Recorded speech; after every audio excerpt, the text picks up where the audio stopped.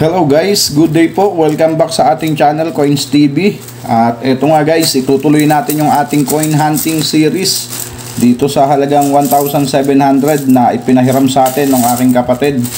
So ayan, at shout out sa aking bayaw na si Michael Madrid. So tara guys, umpisahan natin to. Sana pala rin tayo rito ng 2005 na napakatagal na natin hinahanap dito sa BSP series. At sana ngayon makuha natin siya. So tignan natin guys. So hatiin lang natin to sa dalawang batch. Etong tigpipiso na to. So halo po ito NGC at saka BSP. Etong tigpipiso natin. So sana pala rin tayo ngayon at makuha natin yung 2005 sa BSP na hinahanap natin, at sa NGC naman ay 2017 yung ating hinahanap dyan, at saka yung 2018 na upper mint mark. So yan po yung ating hinahanap dyan sa mga piso na yan. So ayan na.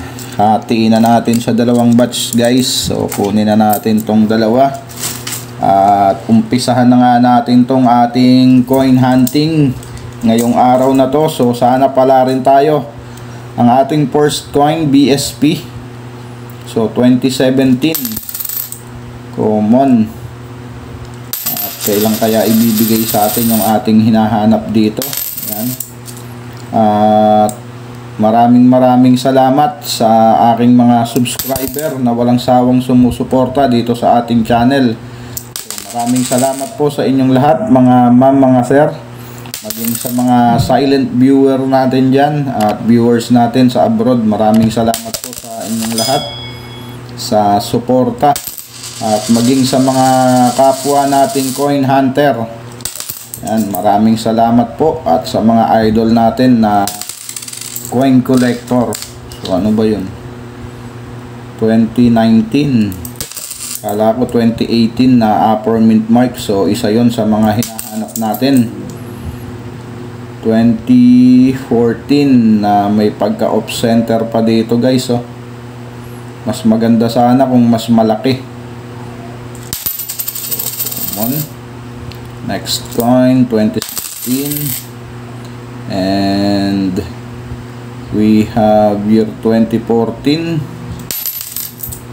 Next coin, meron tayong non-magnetic na year 2000 millennium coin kung tawagin. So pangit na rin yung kanyang kondisyon, kaya hayaan na natin yon. At ito pang isang kinakalawang na.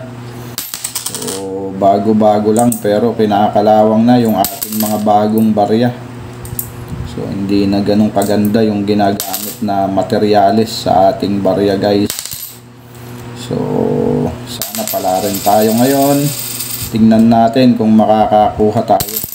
Pero hindi tayo nawawala ng pag-asa hanggat tayo'y nagko-coin hunting. So ayan, 2015. At syempre may mga pros din sa mga BSP, kaya tingnan nyo mabuti guys. Yung mga piso nyo baka pros na yan, so sayang naman kung maibibili nyo pa. So ayan, next coin 2009 and 2004. At kailan lang in-update natin yan, 2004 na yan. Okay, come on. Next coin 2011, 2019 and 2003. At hindi na maganda yung condition niya, kaya hayaan na natin dyan. 2013. So sa 2013 na yan may cross din dyan. Year 2012, 2013, 2014 at 2015 dito sa BSP. So may pros yan, at medyo dumadalang na rin yan guys, kaya hindi na tayo nakakakuha. So nung mga bago-bago tayong nag-coin hunting, madalas tayo makakuha niyan, pero ngayon wala na, madalang na, hindi na tayo ganong nakakakuha. So sana makachamba tayo. Okay, ang ating last coin sa ating first batch 2018. So common pa rin at wala pa rin yung ating hinahanap na year 2005. So tignan natin dito sa ating second batch, baka nandito na. So sana nandito na. At syempre bago tayo mag-umpisa dito, baka hindi ka pa po nakasubscribe sa ating channel. So pasuyo na po ng subscribe button dyan guys, at yung notification bell wag mo pong kakalimutan. Pagka-pindot mo po ng notification bell, pindutin mo po yung all para po updated ka po at ikaw yung unang makakakita nung bago nating upload. So ayan guys, so umpisahan na natin tong ating second batch. NGC ang ating first coin. So common. And 2011 common, 2018 common, 2018 na low mint mark, so upper mint mark ang ating hinahanap sa 2018 na NGC. At madalang-dalang na rin yun makita, madalang na rin, pero syempre meron na tayong nakatabi niyan, 2018 na upper mint mark. Yan. Next coin 2013. Ang ganda pa ng kondisyon nito. 2004, 2007. Kaya lang wala na, puro nagasgas guys. Dito sa likod okay pa oh. Dito puro tama na, kaya hayaan na natin dyan yan. Ang 2007, so 2005 sana. Yun yung ating talagang pakay dito sa BSP. So 2014, 2019 common, year 2010, and we have 2011 at pakonti na nga ng pakonti, at another 2003.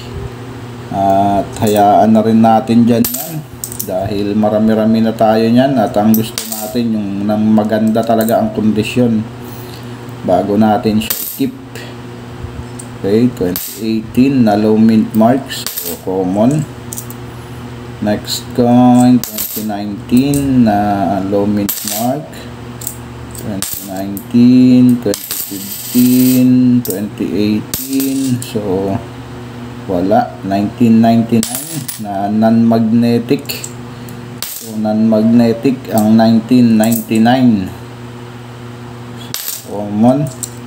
Next coin 2018 na low mint mark pa rin, common. 2016 common, 2019, 2018, at mukhang bokya pa rin tayo guys dito sa ating coin hunting. 2013, 2015, year 2010, at ayan na nga, last 4 coins tayo guys. 2019, at ayan, tatlo na lang. 2018 na low mint mark, at 2013 at 2015. So ayan guys, bokya pa rin tayo sa ating hinahanap na 2005 at 2013. I-update natin to guys, ang year 2013. So alamin natin ang kanyang collector's value ngayong year 2025.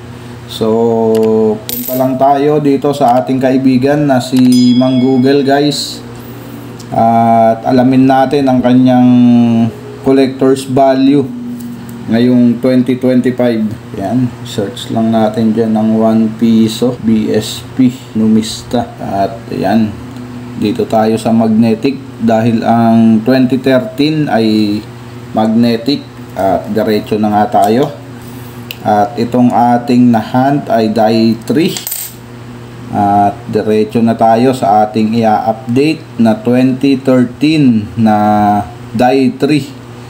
So ayan, ang 2013 guys ay dalawang klase lang, ayan.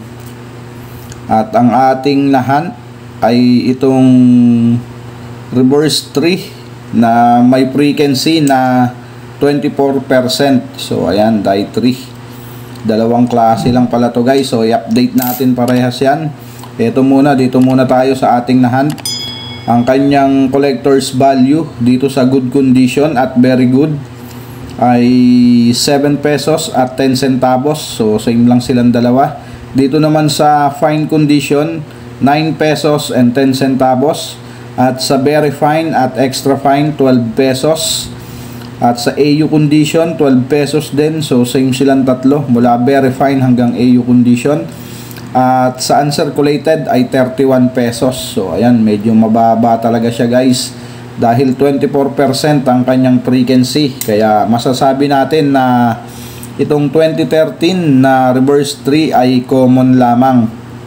Pero mayroong reverse 3 guys na mahirap makita rin, ang frosted. So ayan, eto yan, dito tayo sa isang reverse 3 na ayan, bold letters din siya, reverse 3, kaya lang ito ay frosted. So ayan guys, frosted, at may frequency siya na 0.9%.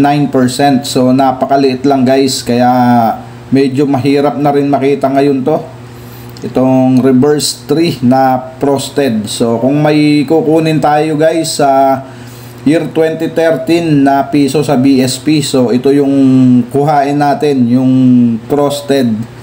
Yan, reverse 3 frosted. At syempre meron na rin tayo nyan mga nakatabi at medyo madami-dami na rin yon. Kaya etong nahunt natin na to ay ibabalik na natin dito sa sirkulasyon. So pag kukuha kayo ng 2013 guys, yung frosted ang hanapin nyo, dahil 100% mas mataas ang collector's value nun kumpara dito sa 2013 na reverse 3 na common lang. So ayan guys, maraming salamat sa mga sumama dito sa ating coin hunting. Keep safe always and God bless.